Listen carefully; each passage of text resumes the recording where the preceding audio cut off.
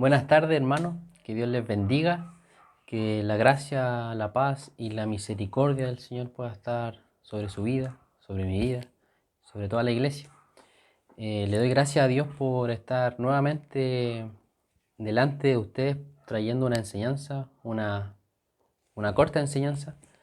Le doy gracias al Señor y espero que esto pueda servirnos, que sea de edificación, porque la pregunta de hoy es importante. La pregunta de hoy eh, nos enseña mucho a nosotros, en varios aspectos. Entonces, me gustaría presentarle la pregunta que es, ¿dónde menciona el Antiguo Testamento a Cristo?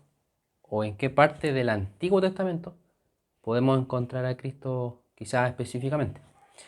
Esta es una pregunta importante, hermano. ¿Por qué lo digo? Porque cuando nosotros hacemos una lectura bíblica, un estudio profundo de la Escritura, o queremos llevar una vida de preparación en la palabra, debe ser cristocéntrico. De igual manera, cuando queremos escuchar un sermón o un mensaje en internet, debe ser cristocéntrico. Si queremos predicarle a alguien en la calle o persona a persona, debe ser una predicación cristocéntrica, porque es Cristo quien hace todas las cosas, es Cristo quien hizo la obra, es Cristo quien nos justificó, es Cristo quien nos salva, y solamente por medio de Él, por medio de Cristo, Él dice que yo soy el camino, la verdad y la vida. Solamente por medio de Él podemos alcanzar salvación, solamente por medio de Él podemos alcanzar una verdadera llenura, solamente por medio de Él podemos conocer a Dios. Entonces, cuando hablamos del Antiguo Testamento, preguntamos directamente ¿dónde está Cristo? ¿O dónde podemos encontrar a Cristo? ¿O qué dice el Antiguo Testamento acerca de Cristo? ¿Qué responderíamos?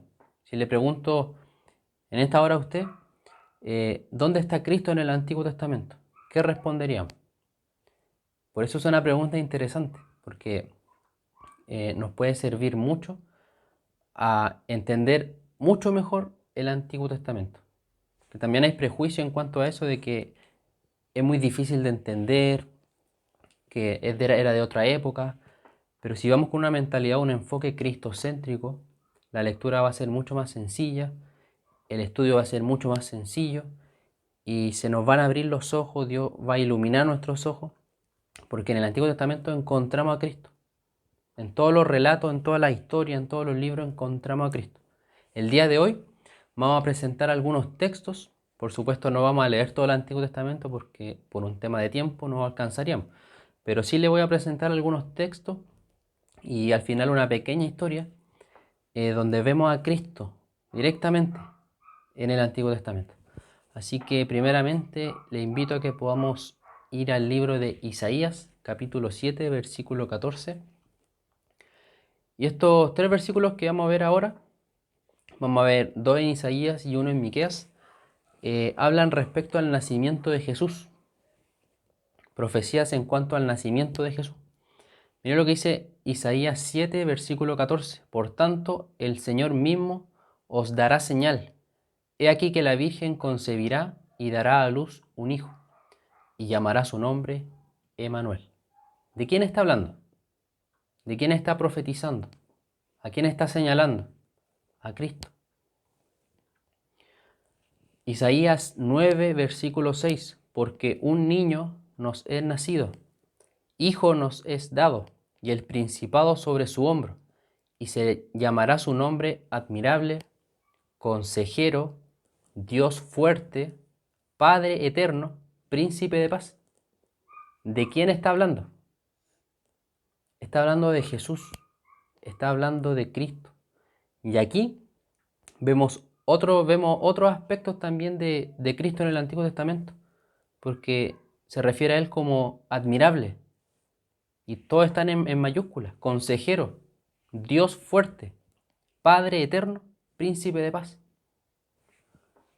Sigamos avanzando. Miqueas capítulo 5, versículo 2.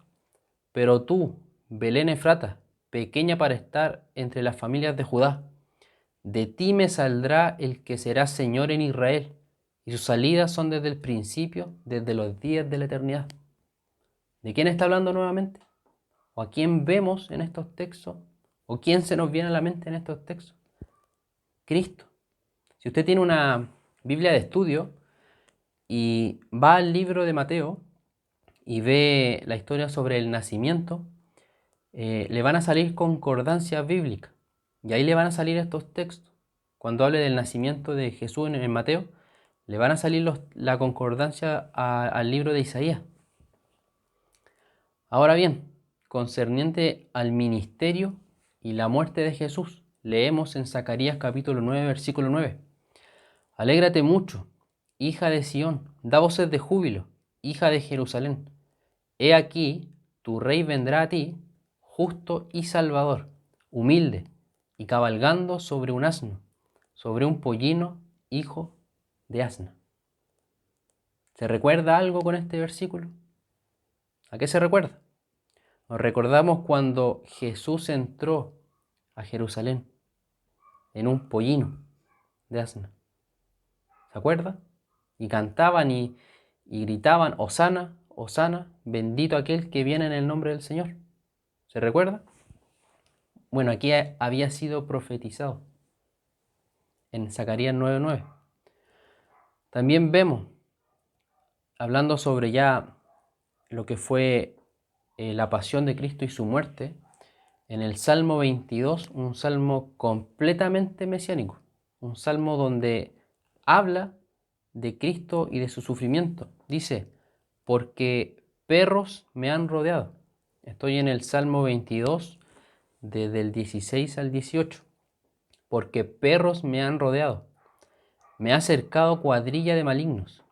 Horadaron mis manos y mis pies. Contar puedo todos mis huesos. Entre tanto, ellos me miran y me observan. Repartieron entre sí mis vestidos y sobre mi ropa echaron suertes. ¿Se recuerda lo que pasó? ¿Se recuerda lo que pasó cuando Cristo estaba en la cruz? Los soldados se burlaban de él. Los soldados se habían repartido las ropas de Jesús, habían echado suerte sobre ella y se la habían repartido. Habían horadado sus manos y sus pies, haciendo alusión a los daños que había recibido Jesús cuando fue crucificado. Pero cuando hablamos de sufrimiento, cuando hablamos de la pasión de Cristo, cuando hablamos de qué fue o todo lo que tuvo que pasar Cristo, todo lo que tuvo que soportar, todo lo que tuvo que vivir por nosotros, se nos viene a la mente un capítulo entero en el Antiguo Testamento que habla completamente de Él. Un capítulo totalmente enfocado en Cristo, a tal punto que ningún otro hombre, ninguna otra persona encaja en esta descripción, solamente Él. Y quizá, no sé cuál será la razón, pero los judíos han sacado este capítulo de su escritura, lo han sacado. Está prohibido para ellos. ¿Por qué? No lo sé. Pero me imagino que es porque hace tanta alusión a Cristo, tanto detalle, que es imposible atribuirle este capítulo a otra persona que no sea Cristo.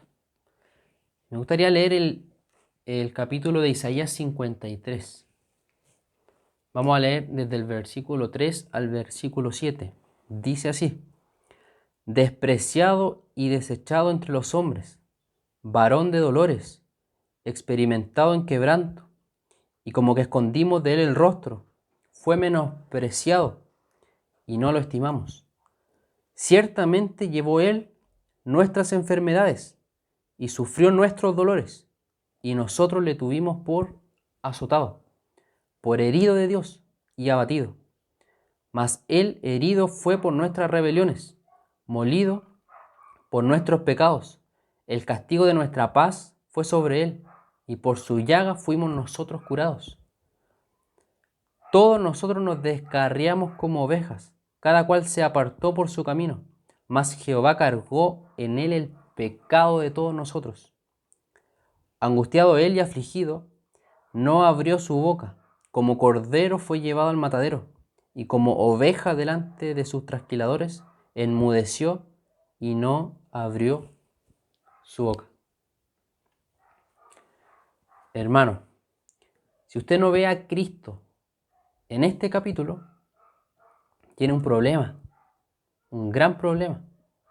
Pero si usted ve a Cristo en estas palabras, amén y gloria a Dios, porque está hablando de Él. El capítulo 53, y le invito a que, si tiene tiempo, lo pueda leer entero. Lo pueda leer entero. En este capítulo habla completamente de Cristo. Este capítulo hace un enfoque completamente al sufrimiento y a todo lo que Él tuvo que pasar. Más adelante dice, con todo esto Jehová quiso quebrantarlo. Jehová cargó con todo el pecado de nosotros, lo cargó sobre Cristo. Y Él lo soportó, Él aguantó, Él con su boca cerrada, como cualquier oveja que lleva al matadero, así fue Él por nosotros. Ese fue su sacrificio, esa fue su obra. Eso fue lo que Él hizo por nosotros. Y esto, el sacrificio de Cristo, su pasión, su vida entregada, su humillación, la encontramos en el Antiguo Testamento. Lo acabamos de leer. Interesante, ¿no?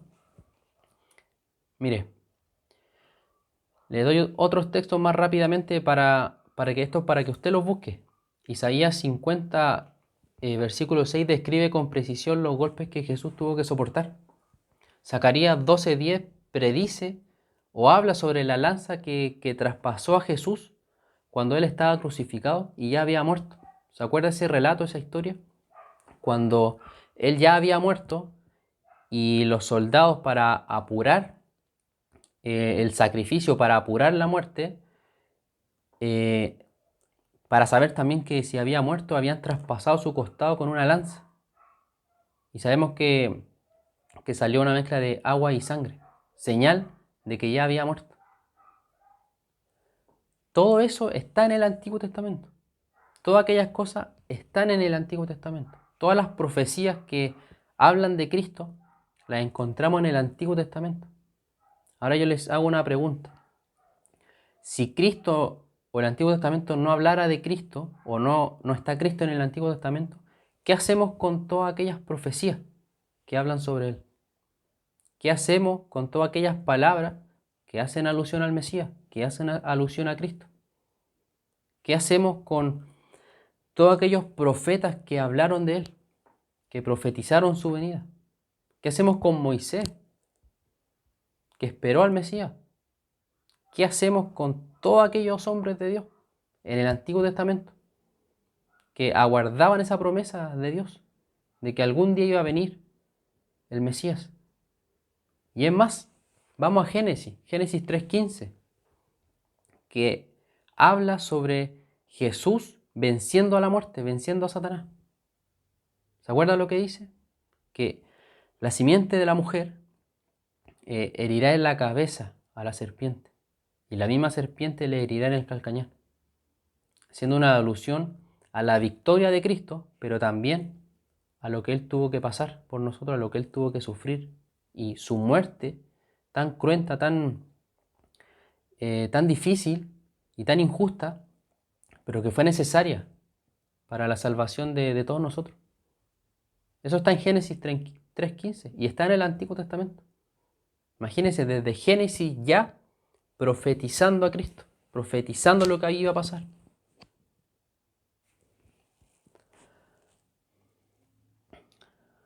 Ahora bien, el Antiguo Testamento nos enseña de tal manera a Cristo que todo lo que leemos apunta hacia Él. Todo lo que queramos leer en el Antiguo Testamento apunta hacia Cristo y lo podemos encontrar en el Antiguo Testamento. El sistema de sacrificios apuntaba a Cristo. Antiguamente se sacrificaban animales inocentes todos los días para que el pecado del pueblo, el pecado de las personas pueda ser no quitado, sino que solamente lo cubría. Pero eso debía hacerse constantemente como un medio de gracia que Dios había provisto para el pueblo, para que pudieran estar bien con Dios. Y eso lo hicieron durante muchos años, durante mucho tiempo. Mucha sangre de animales inocentes fue derramada, pero eso era la sombra de lo que iba a venir después, de Cristo como el Cordero perfecto, como el Cordero de Dios, como el Cordero inmolado, que iba a derramar su sangre perfecta, su sangre poderosa, una sola vez y para siempre, por todos los pecados y por todos nosotros. Y no solamente lo cubría, sino que lo quitaba el pecado. Entonces, el sistema de sacrificio era una alusión al verdadero sacrificio que Dios tenía preparado para nosotros en Cristo. El sacerdocio. ¿Qué hacía el sacerdote en el Antiguo Testamento? Ofrecía primeramente un animal para él, para poder presentarse delante de Dios, pero también presentaba un animal por el pueblo, por los pecados del pueblo, para que Dios pudiera tener misericordia y pudiera seguir ayudando al pueblo un año más. Pero principalmente el sacerdote intercedía por el pueblo y también presentaba ofrenda por el pueblo. Pero esa misma labor que hacía el sacerdote era una sombra de lo que iba a venir después. Era el primer paso de lo que verdaderamente era Cristo como sacerdote, como sumo sacerdote. Y ahora Cristo como sumo sacerdote presentó una ofrenda que fue Él mismo, una ofrenda perfecta. Y Él ahora está intercediendo por todos nosotros. Está intercediendo por ti a la diestra de Dios y está intercediendo por mí. Los profetas hablaron de Cristo completamente. Todos los profetas que vemos en el Antiguo Testamento, los profetas mayores, los profetas menores, Moisés, Abraham, Natán, todos aquellos profetizaron sobre Cristo. El rey David también, en cierta parte también profetizó sobre Cristo y sobre Jesús. Entonces, si es que no está Cristo, ¿qué hacemos con todas aquellas profecías que fueron hechas en Él? ¿Qué hacemos con todas aquellas profecías? No se puede ignorar el hecho de que de todo lo que se habló fue de Cristo. No podemos hacer eso. No podemos hacer porque todas aquellas profecías ya están cumplidas. Ya están cumplidas en Cristo. Entonces, en el Antiguo Testamento, solamente hablando sobre quizás los reyes, los sacerdotes y los profetas, vemos que eran la sombra de lo que iba a ser Cristo en un futuro. Cristo es nuestro rey, Cristo es nuestro sumo sacerdote y Cristo es el mayor profeta que ha pisado esta tierra. Entonces implícitamente tenemos a Cristo en el Antiguo Testamento. Implícitamente tenemos toda la obra intercesora de Cristo, toda la obra, toda la labor que Él realizó la tenemos implícitamente en el Antiguo Testamento. Solamente debemos ir dispuestos a leer, debemos ir pidiéndole al Señor. Por supuesto que uno primeramente ora al Señor, le pide al Señor para que pueda abrir nuestros ojos, para que nos pueda dar el entendimiento, para que todo lo que leamos pueda entrar en nuestro corazón. Y específicamente en el Antiguo Testamento debemos pedirle al Señor que nos ayude a ver a Cristo en todo lo que leamos en el Antiguo Testamento, porque está ahí. Toda la Biblia habla de Cristo. Resumidamente, el Antiguo Testamento hablaba sobre aquel que iba a venir, que era Cristo. Y el Nuevo Testamento es el cumplimiento de todas aquellas palabras que se dijeron. Entonces el Antiguo como el Nuevo hablan de Cristo. El Antiguo como el Nuevo son cristocéntricos. La Biblia entera es cristocéntrica. Entonces cuando vayamos a leer, cuando vayamos a predicar, cuando queramos estudiar de la palabra, debemos preguntar o hacerle preguntas al texto diciendo ¿dónde está Cristo en esta historia? ¿Dónde está Cristo en estas palabras? ¿O cómo está representado Cristo en aquellas cosas? Cristo, podemos encontrar la representación de Cristo en muchas historias bíblicas, en muchas. Por ejemplo, en algunos ejemplos les pongo Jonás cuando fue tragado por un pez y estuvo 3 días abajo y después se levantó, siendo una alusión a la muerte de Cristo que se levantó al tercer día, ¿cierto? Y así muchas más, así muchas más. Pero igual quiero leerle una historia para que no diga que le estoy inventando o que no le he presentado quizá ningún texto, pero le he leído textos en Isaías, en Miqueas, en Zacarías, que profetizan o profetizaron sobre Jesús, ¿cierto?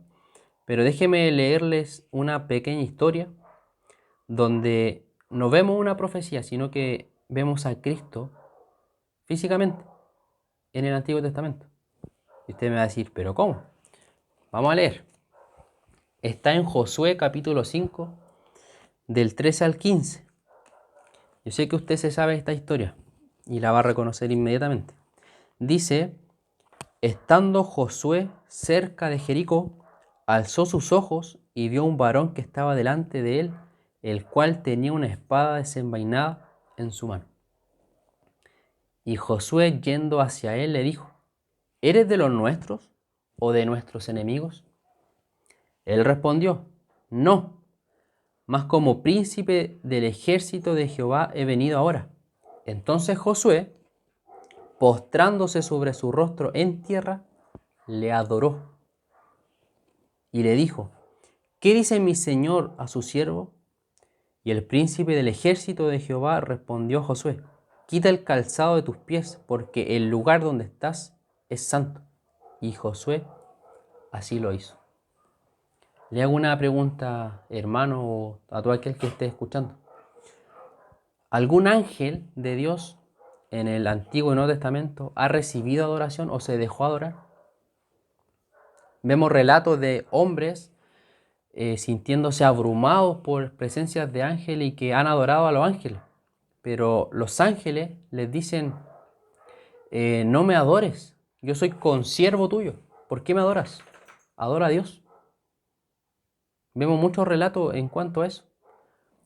Pero solamente hay una persona más que se ha dejado adorar, tanto en el Antiguo como en el Nuevo Testamento.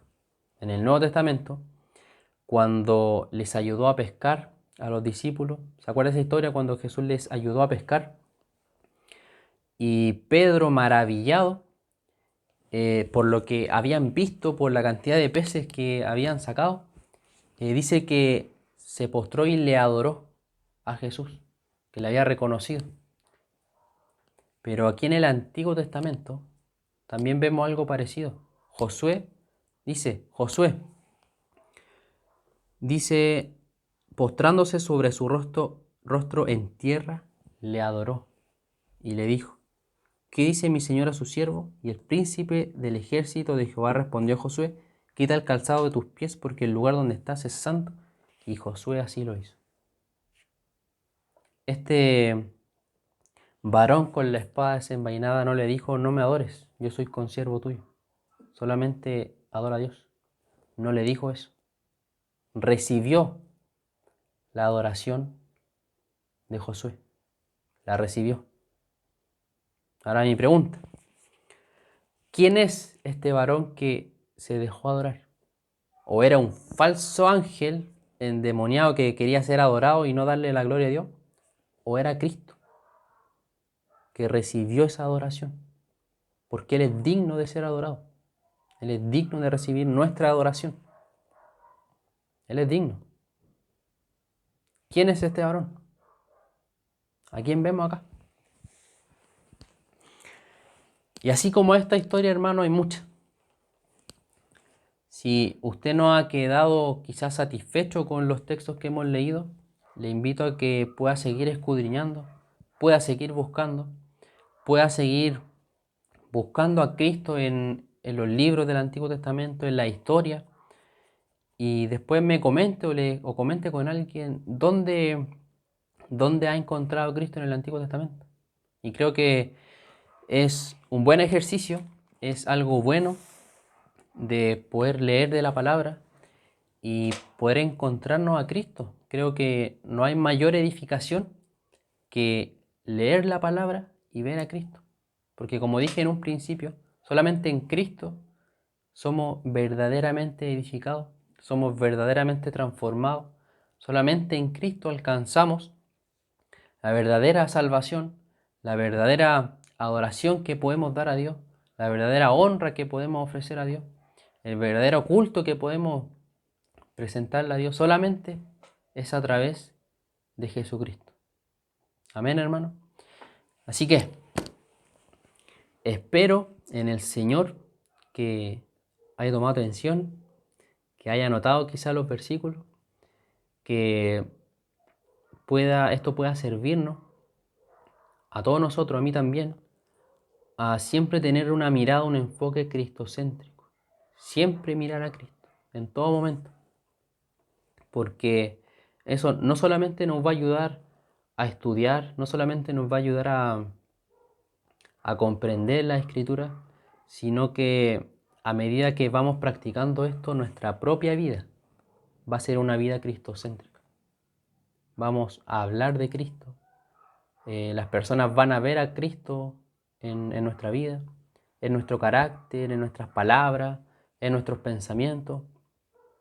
Entonces, para llevar una vida cristocéntrica, para imitar a Cristo, que debemos hacerlo, debemos empezar por algo. Y creo que la mejor manera es buscando a Cristo en la Escritura, ¿cierto? Así que otra pregunta que nos podríamos hacer es, ¿llevamos una vida cristocéntrica? ¿Nuestras palabras son cristocéntricas? ¿Nuestra adoración es cristocéntrica? ¿Nuestro culto a Dios es cristocéntrico?